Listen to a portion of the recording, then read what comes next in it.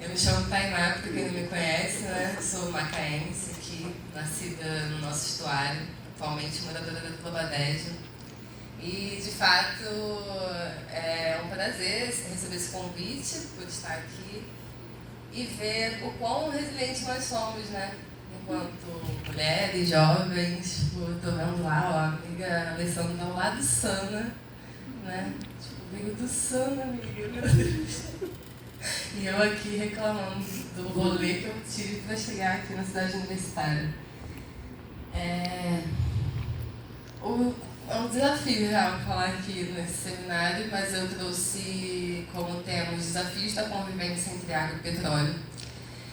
E é um pouco difícil, de fato, iniciar essa história, porque falar dessa conexão, né, dessa conexão entre água e óleo, que não se conectam, na minha vida é um pouco diferente, né? Porque eu tenho que falar também das minhas raízes, né, de onde a gente vem. E a minha mãe, né, ela vem uma empresa terceirizada, tipo, eu cresci aqui, ela nasceu aqui em 77, então assim, um pouco depois da vinda da Petrobras, a mãe nasceu aqui, né?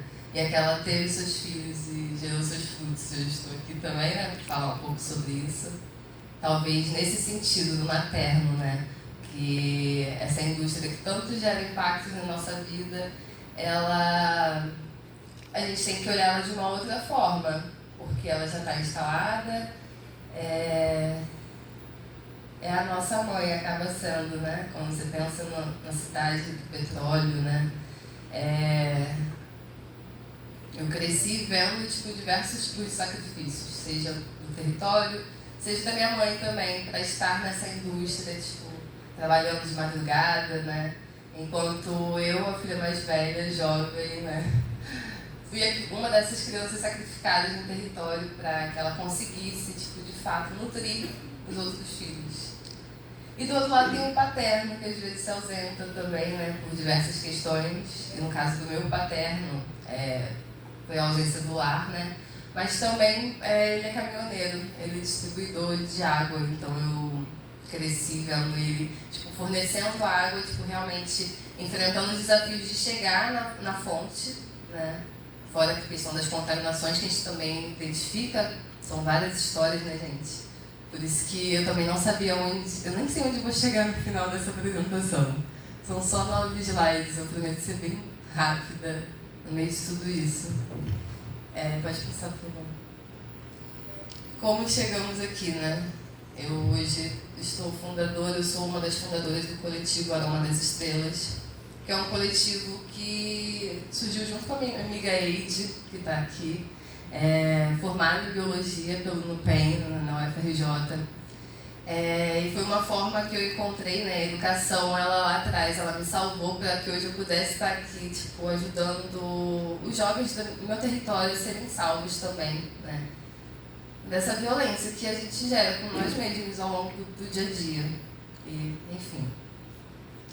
Então, eu estou na fundadora junto com essa minha amiga, e junto a gente fortalece uma rede de mulheres, não apenas universitárias, como eu destaquei ali, mas se iniciou dessa forma, né, com mulheres universitárias empreendedoras. E eu encontrei ali um apoio que eu precisava para tipo, me manter ainda na minha formação acadêmica, que ela não tem um fim, né? Quando a gente fala de educação, ela não tem um fim, ela não se dá apenas dentro desse espaço, dessa estrutura. Né? E a gente também tem que pensar, de fato, nesses projetos, tipo, para além desses espaços, porque não são as cadeiras, não são os cimentos, né? São as pessoas que deveriam estar aqui formando ele, e que eu estou muito contente que tem uma gravação que as mulheres do coletivo vão poder estar assistindo agora, porque a gente tem a limitação, né, pensando até no Dia das Crianças, né? Como trazê-las para um espaço como esse, em pleno Dia das Crianças, sem oferecer nenhum tipo de apoio e suporte a elas. Eu não sou mãe gestacional, tá, gente? Por mais que eu tenha toda essa fala, eu sou uma mãe humanitária porque eu tive que ser mãe das minhas irmãs para minha mãe trabalhar, tipo, de noite. Enfim, eu não tive a opção de amamentar, eu tinha que amamentar. Então eu também entendo os sacrifícios que eu faço para estar aqui hoje e que elas também fazem, para se fazer presente minimamente, que seja contribuindo com, separando a caixinha de leite, tipo, ou um óleo, entendeu, para a gente produzir sabão, e, enfim, tentar se fortalecer de alguma forma, tá? Então acaba sendo uma rede, né, de mulheres que se fortalecem dentro do seu próprio empreendimento, né, cada uma com seus negócios, tentando ter a sua independência financeira, garantir a sua autonomia, né? Pode passar, por favor. E aí, falar um pouco dos desafios socioambientais do município, né, de Macaé. Eu poderia destacar vários, né, e um deles é os impactos ambientais promovidos pela indústria do petróleo, que acaba prejudicando, de fato, a qualidade do nosso ar, da nossa água em si. As mudanças climáticas que acabam afetando, de fato, né, as pessoas que estão em situação de maior vulnerabilidade. E olhando para o município de Macaé, né, a questão do aumento do nível do mar é real na região costeira, principalmente para a população mais vulnerável, para as mulheres também que estão nesse território.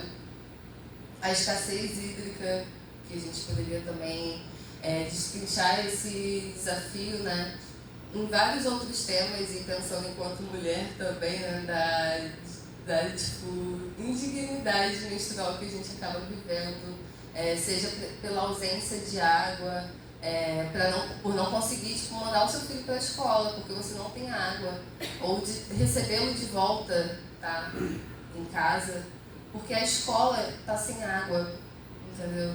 Então, assim, é muito preocupante, porque a gente vem falando, né, dos Objetivos de Desenvolvimento Sustentável, de agendas globais, né, que pedem a nossa ajuda para olhar para o território. Mas ainda me parece que numa escala local ainda, os projetos, sejam eles tipo, da universidade, que eu tenho muito a agradecer, inclusive, porque os projetos são realmente assim, impressionantes, diversos, que a gente tem que trabalhar melhor eles, entendeu? Não adianta também a gente pensar em expor eles ali fora e os alunos não estarem aqui dentro também nesse processo, tá? Mas enfim, é outro dos processos.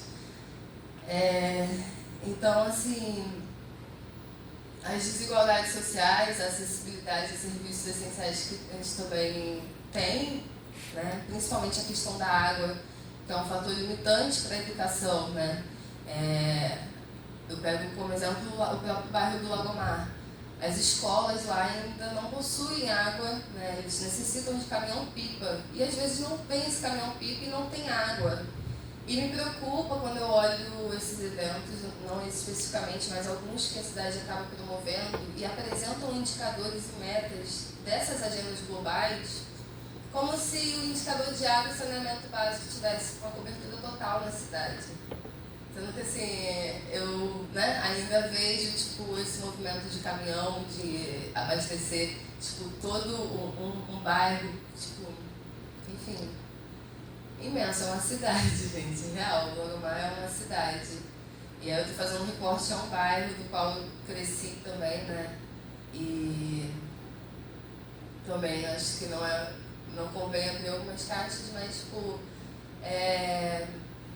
eu sei do que eu precisei fazer, por exemplo, para nutrir a minha casa, né? Para garantir, por exemplo, uma pensão alimentícia, por exemplo, digna, né?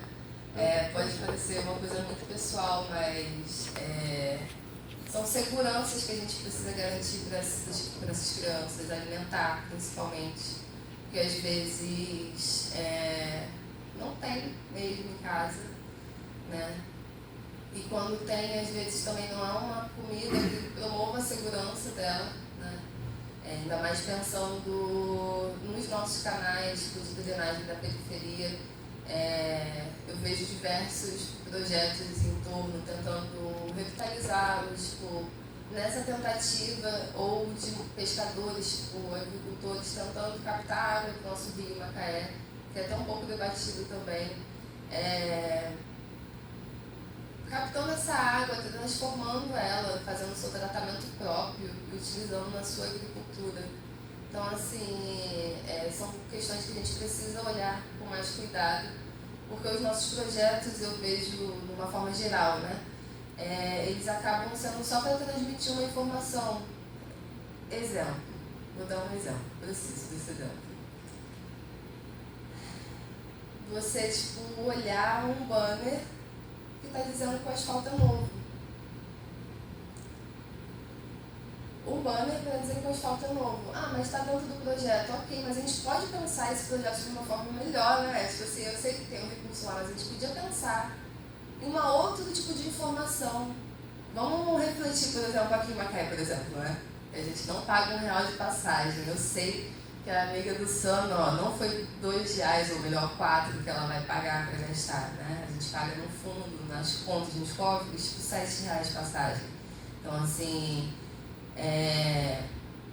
eu preciso falar dessa questão porque a gente poderia, ao invés de informar que o asfalto é novo, não é uma estrutura, né, só por troca de cimento ou adesivos, enfim. As pessoas não sabem nem aonde procurar assistência quando elas se acidentam no trânsito. Eu digo isso enquanto pedestre, enquanto ciclista, né? Porque a gente não é estatística na cidade, não somos estatística na Secretaria de Mobilidade. Então, isso é preocupante porque o que é estatística são os outros tipos de acidentes no trânsito, né? Ser contra dados a respeito. Mas, tipo, a gente não... E mesmo que houvesse, mas as pessoas não fazem um boletim de ocorrência. Mas, poxa, você não está informando nem um telefone útil, uma rede, né? Então, assim, é pensar outras alternativas e, assim, às vezes não é um corpo técnico que a gente precisa ouvir essas pessoas que estão ali sofrendo acidentes no trânsito, pegando o ônibus todo dia e chegando em casa sem água e ver que o filho também não foi para a escola. É uma série de coisas, tá? E é uma série de coisas porque são questões muito essenciais, né? Tipo, desde um papel higiênico, eu vou falar do papel higiênico porque todo mundo usa papel higiênico, né? Então, assim, mas existem outros itens básicos e essenciais que a gente precisa também começar a refletir sobre, né? Seja o copinho que a gente consome, que as crianças de 7 anos hoje, gente, estão dando aula, é real. Eu fiquei, assim, impressionada com o ensino em Rio das Ostras, eu estive numa escola recentemente. E as crianças de 7 anos, assim, estão ensinando a gente sobre o ciclo de vida das coisas, porque a gente, particularmente, não sei, estamos desacreditados da vida? Eu espero que não, porque a gente está aqui hoje, né, tentando, tipo, encontrar alternativas para esses desafios, acredito eu. Pode passar. Né, o saber popular, como o amigo Fernando trouxe, a cidade do saber, tipo, o saber popular ele carrega consigo um profundo saber do território e pode e deve andar lado a lado com a construção de políticas públicas, né? E aí pensar na questão da governança, pensar em tornar os espaços mais inclusivos para escutar essas pessoas, pelo menos, entendeu? Eu sei que no final a canetada não está comigo ou com você, enfim, são outros atores que também, né, estão em outros espaços, fazendo o seu melhor, acredito eu. Mas a gente precisa pensar na questão da governança, porque coisas muito básicas e essenciais sobre cidadania estão se perdendo, né? Que é, tipo, fortalecer as trocas através do diálogo. E o diálogo, né, que é a base da educação, ela não vai se dar só dentro da universidade ou da escola, né? Ela se dá dentro desse espaço também. Eu sei que, às vezes, uma criança não vai ficar aqui, né, durante o evento todo, me ouvindo falar, vocês. Mas, tipo, pensar em outros espaços, ambientes externos, para que ela possa, tipo, interagir com outras pessoas também é importante. Então, a comunidade, as mulheres são as mais afetadas pelas mudanças climáticas, né? As crianças também são as mais sacrificadas, são as primeiras sacrificadas. E a comunidade precisa lidar com os conflitos gerados pela implementação desses grandes empreendimentos industriais. Tipo, pode passar, por favor.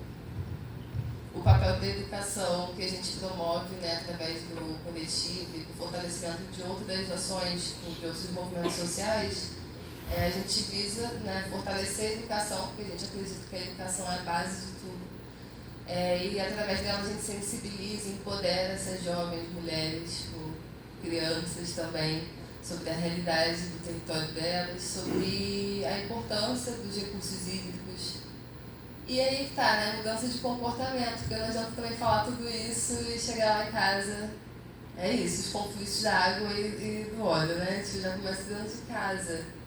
É real. Quando a gente não consegue já ouvir nem os nossos a respeito de como que a gente tem que fazer a gestão do resíduo, por exemplo. A gente começa a rotular as pessoas, talvez, falar, só tem ecochatos, vamos dizer assim, né?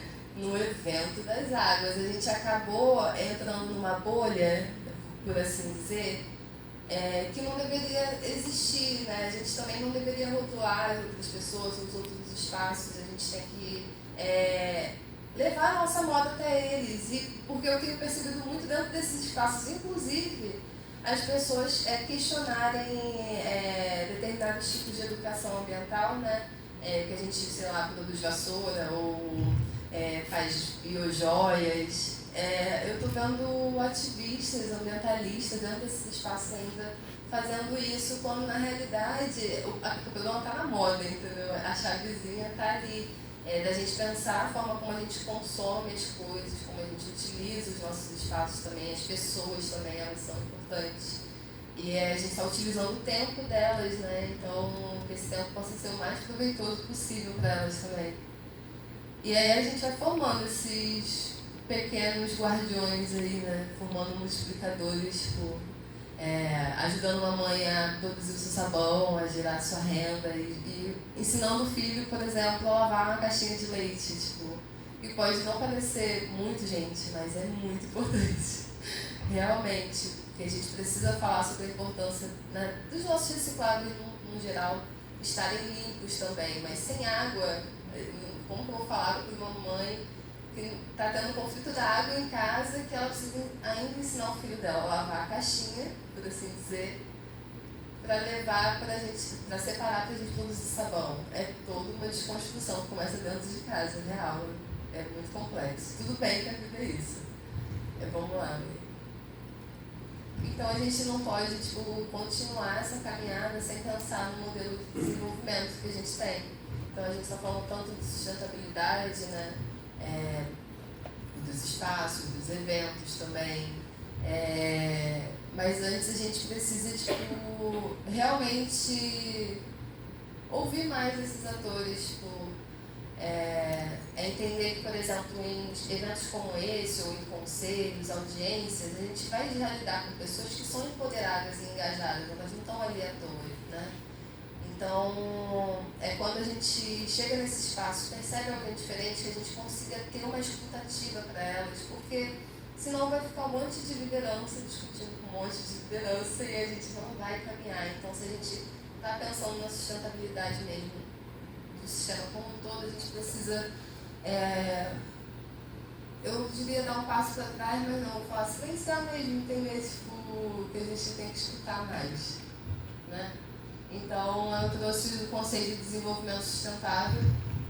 O desenvolvimento em si é a mudanças estruturais, atendendo à necessidade da população, expansão de liberdades substantivas por meio do aumento das capacidades humanas. Então, se a gente pensa no desenvolvimento, né, mudar a forma como a gente consome essas estruturas também é importante. Do que a gente serve nesses espaços, se a gente está pensando nos agricultores, por exemplo, familiares, se a gente está pensando em consumir os produtos deles ou somente direcionar um espaço a eles, né? Porque também são várias questões e que não sou eu sozinha que vou falar, são essas pessoas que precisam estar aqui e a gente precisa rever a forma como a gente desenvolve os nossos projetos, por exemplo, né, de forma que eles sejam mais eficientes, que eles passem, para além de informações, que eles possam envolver as pessoas a estarem engajadas na pauta, junto com a gente, para que a gente não vire só um grupo de ambientalistas, por exemplo. Né? O sustentável, né? A distribuição eficiente e equitativa de recursos intrageracionais e intergeracionalmente para satisfazer as necessidades e desejos humanos, por meio da operação de atividades socioeconômicas dentro dos limites de um ecossistema finito. Então, a gente pensar nessa relação mesmo intergeracional, né, que não é fácil também, talvez, não sei, mas eu enquanto jovem, estar num espaço como esse enquanto jovem, né, ainda mais se você não teve uma formação que te encaminhasse para estar ali dentro,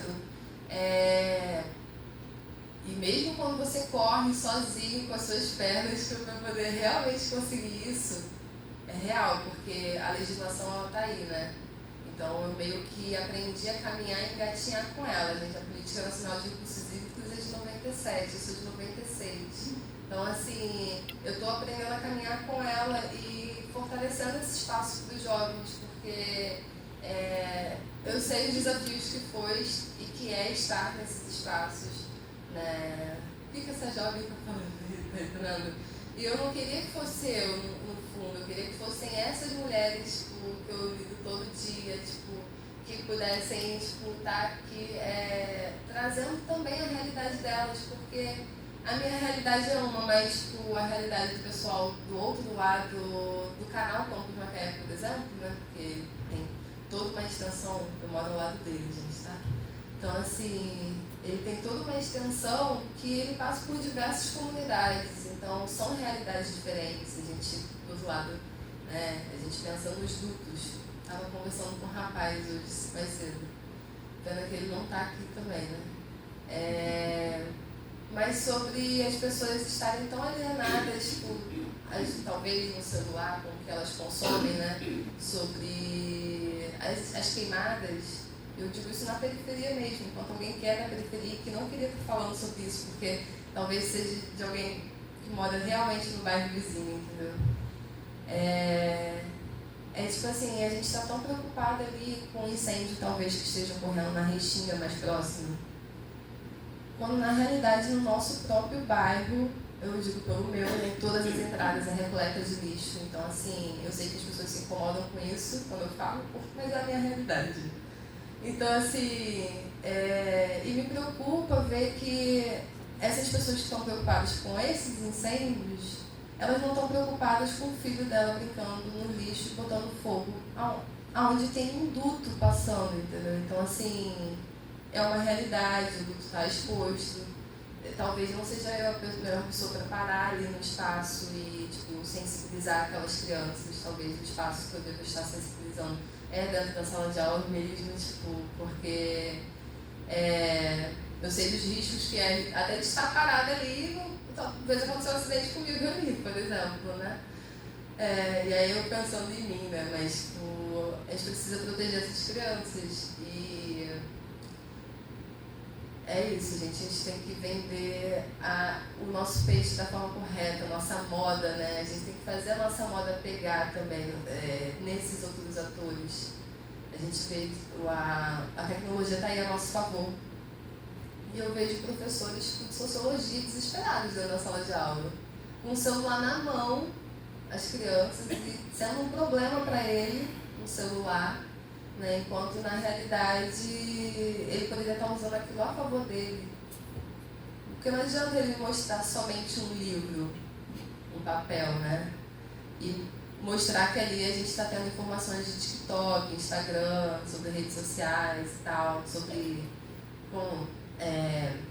influencer, tipo, quando na realidade você não está ensinando eles a construir, gerar esses dados, né, tipo, sobre a realidade deles. Muito pelo contrário, quando eles pegam um telefone e fazem uma fala sobre, tipo, a importância dos conselhos, as pessoas se ofendem, ao invés de parabenizar aquele jovem, tipo, ou de, tipo, curtir, tanto só curtir, né? Elas preferem, tipo, violentar as pessoas, tipo, e os jovens, principalmente, que estão fazendo isso. Então, assim, gente, são vários desafios. Não é fácil, tá, jovem? Ser jovem, a gente tem um superpoder, mas a gente tem muitos desafios. Aí aqui, pode voltar só mais umzinho? Botei essa arte que é do pessoal da Alquimia Sustentável, que é um outro coletivo de mulheres empreendedoras que está junto com a gente nessa produção. É da EID, inclusive, né? Essa primeira produtora que eu identifiquei dentro da universidade. E cabe ressaltar que a gente tem um quantitativo legal de mulheres e, para além desse grupo, a gente ainda tem mapeadas outras 8 mulheres, entendeu? Produtoras de sabão com as suas receitas. Então, assim, tem diversas receitas, né? Que a gente pode estar consumindo. E pode passar, por favor. Ali, por exemplo, a gente tem as que fazem extração de tinturas, aqui os sabonetes fitoterápicos. Aqui sou eu no triciclo da cooperativa. A gente tem que ostentar algumas coisas, gente, real. E a cooperativa, os catadores daqui da cidade ganharam os triciclos da parceria com a Igreja Católica, né? E uma delas eles deram para o coletivo para nos ajudar na coleta. Então a gente está fortalecendo a horta comunitária também, o que é muito bacana. E ali o workshop sobre economia circular que a gente está promovendo. Então, em cada encontro, uma das mulheres promove a sua receita, né? Ou reproduzir aquela receita junto com o pessoal que participa. Bem interessante. Pode passar, por favor. E aí são essas possibilidades, né, de parcerias que a gente tem, sejam com pequenas empreendedoras, né, grandes mulheres empreendedoras na realidade, e sejam também a nível, né, tipo, local também. Aqui eu coloquei uma foto do nosso 9º Fórum da Agrojuventude, do comitê, que teve esse ano. Então a gente conseguiu mobilizar, na realidade sensibilizar primeiro o comitê sobre a importância de se ter esse jovem Xandinho aqui do meio, de 10 anos. Ele já planta mais de 3 mil árvores, gente. Realmente, a gente precisa falar isso. É um menino que planta, depois vocês podem seguir ele. Então assim, a gente conseguiu trazê-lo, puxar a participação dele e de um responsável para que ele pudesse, né, compartilhar suas experiências no Comitê do Guandu, que ele está tendo essa troca com o comitê. Então assim, a gente tem que também, assim, de fato compartilhar sobre como que a gente acessa esses recursos, né? Ele está acessando um apoio. Então, assim como, por exemplo, o evento também está tendo um apoio do comitê. Então, assim, a gente não pode brincar, porque é a passagem da amiga ali, ó. Ela não está pagando R$4, ela ainda está pagando todo o restante que está sendo investido em algum lugar, e que a gente tem que ser mais sensível, né? Talvez são muitas trocas. Aqui, e aí, nesse Fórum da Agrojuventude é importante, eu gostaria de falar, até para os professores, acadêmicos, a gente conseguiu consolidar agora no dia 23 de setembro o grupo de trabalho da juventude dentro do Comitê de Bacias. Então, durante muito tempo, né, eu cheguei ali no comitê no 5º Fórum da Agrojuventude, fui mobilizada através do fórum, inclusive. E aí, já estamos na 9ª edição, né?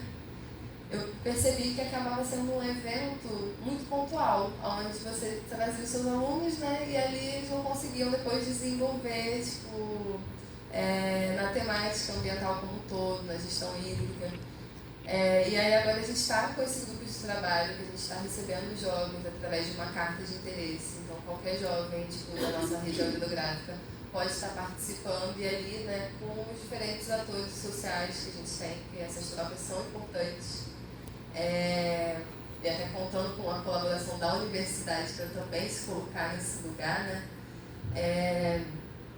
A gente está aprofundando os conceitos deles sobre governança das águas, sobre direito ambiental, e colocando eles também como protagonistas na articulação com a Rede Nacional de Fóruns da Água, Juventude e Clima, para também atuarem nos indicadores de governança das águas, porque é importante a gente olhar os nossos indicadores melhores, né, no caso, e ser honestos com nós mesmos sobre o nosso trabalho, o quanto a gente...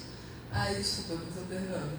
O quanto a gente está conseguindo progredir, no caso, com os nossos trabalhos, né? Mensurar tudo isso.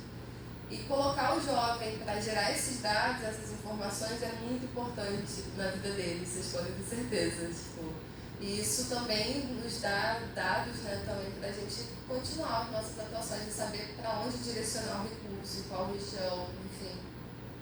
Aqui foi uma participação minha no Observatório de Governança das Águas, com as meninas do Engaja Mundo. Estão fazendo um trabalho bem legal com os jovens no Brasil inteiro, então vale a pena. Depois pode passar. E aqui para finalizar, prometo, os desafios e soluções futuras para o município de Macaé. Aqui é uma foto. Cadê a Rosana ali? O pessoal que participou do Fórum Popular de Transição Energética, que é onde eu já sabia que tipo, a gente precisa falar, fazer as nossas avaliações críticas sobre as nossas estruturas como um todo, né? Então, eu gostei muito tipo, da forma como se deu, né, esse cuidado com essas mulheres mães, com a alimentação delas durante o evento. Foi muito bacana. Então, durante as vivências e histórias de mulheres, né, das comunidades, evidencia uma urgência de incluir suas vozes no debate sobre o futuro energético da cidade. E quais seriam essas medidas sustentáveis para uma transição energética limpa e justa? Fica essa pergunta, né, para a gente. Muito obrigado. Vamos parabenizar, porque não é todo dia que a gente vê pessoas falando, dando voz a coletivos, né? Krenak é um exemplo disso, né? Quando ele assumiu a cadeira da academia, dizendo que não era ele que estava ali, eram 300, não sei quantas etnias, né? Eu vejo você reproduzindo isso aqui, fico muito feliz de ver que jovens estão aprendendo a serem expressão do coletivo, né? Um dos grandes obstáculos, a gente falava ontem, da universidade é a egolatria, né? Então, quando você vê alguém se sacrificando em prol do coletivo, a gente resgata a etimologia da palavra sacrifício, que é o sacro ofício, que possibilita a sabedoria. A sabedoria nasce desse ofício sagrado. Então, Macaé está indo bem nesse sentido, né? Já tem ali o sacro ofício em andamento para transformar conhecimento em sabedoria. Porque acho que a gente aqui, nesse contexto, não pode esquecer que a natureza sabe se regenerar. A pandemia mostrou isso. A gente só precisa parar de atrapalhar, né? E Joana Mense, que é uma ativista californiana, do auge, acho que ela deve estar com seus 70 ou mais anos, fala disso, né? Que nós estamos vivendo uma crise de eco-espiritualidade. Os povos originários não perderam a capacidade de ver o sagrado em tudo.